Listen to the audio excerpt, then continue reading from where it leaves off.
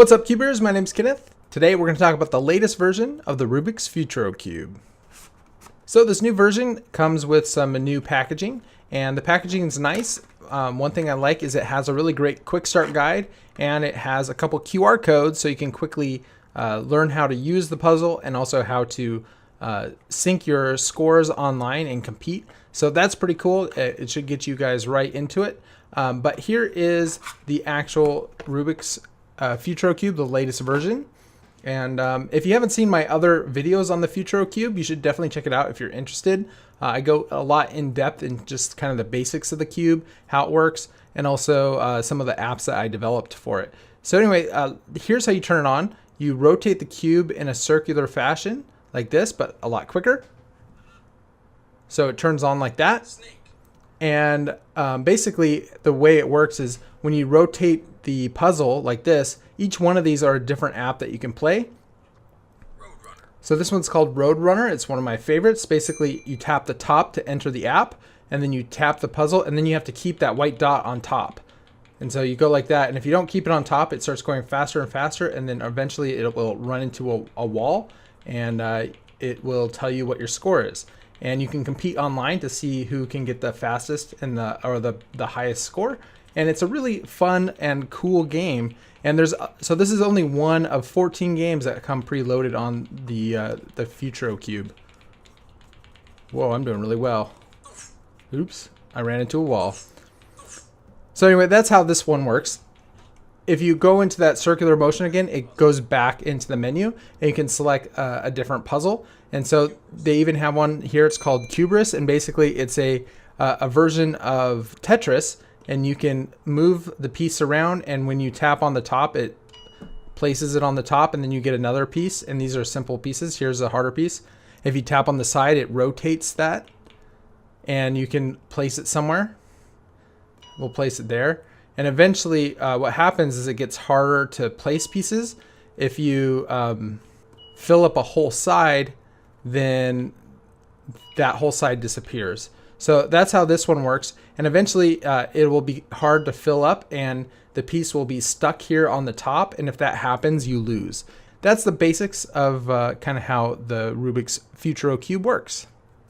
So the next I want to talk about what makes this new version different from the old version. The only real difference of this latest version versus the Futuro 2.0 is this one has a different plastic that's more transparent, and so the LEDs are much brighter. To my vision here, it looks much better than the old version, but unfortunately the camera just doesn't do it justice, and that's because the camera doesn't have a good enough dynamic range. Like when I look at this is pure blue to me, but the camera, it's the highlight is too bright, and so it's clipping, and all you guys see is white. And same with even in the middle of this one here. And this one is much brighter than that one, but the camera is just losing those highlights, and so it just doesn't do it justice. But visually, this one looks a lot better, and the LEDs, they look more 3D, more so than this one. These ones look just flatter, like they were painted onto the cube, where these ones look like they're kind of floating inside the cube, which I think looks a lot better, and it's brighter, so you'll be able to see it a lot better outside in the daylight as well. So anyway, I think it's a huge improvement. It's unfortunately, like I said, the camera's just not doing it justice. So one cool thing about the Rubik's FuturoCube is they keep improving the cube. They keep improving the firmware, and there's a new version of the firmware that just was released, and it's 8.0. And probably the coolest thing about this version is now more games will track your high score, and you can upload that to their website, and you can compete now on a couple more games. So let me show you some of those games. One of them is Ring Dream, which is on this second menu. You tap the side, it'll take you to the next menu. You can triple tap the app so that it will start fresh and start new. Tap for shuffling.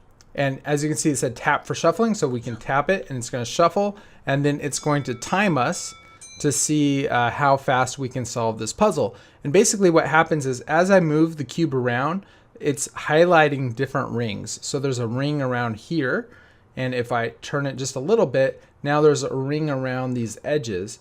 And when I leave it on a ring and I tap it, that ring will rotate all the colors once clockwise. So this red one will come down here, the light blue will come down here, the dark blue will go over here. So let's just do it.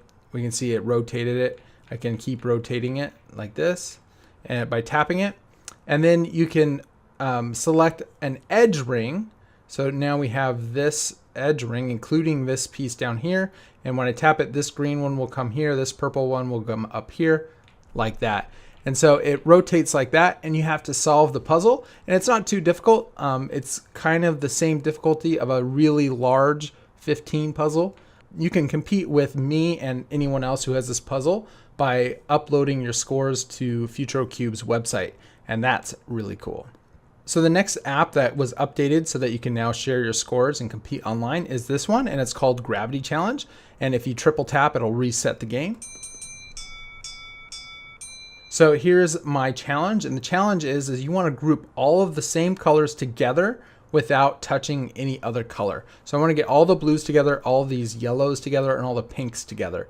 And once I've done that, then I will win. And the way you move it around is whatever side is on top, whatever way you lean the puzzle, the pieces, when you tap the side, will move down as long as there's no piece in its way. So right now the only pieces on the top side are the blue and the yellow.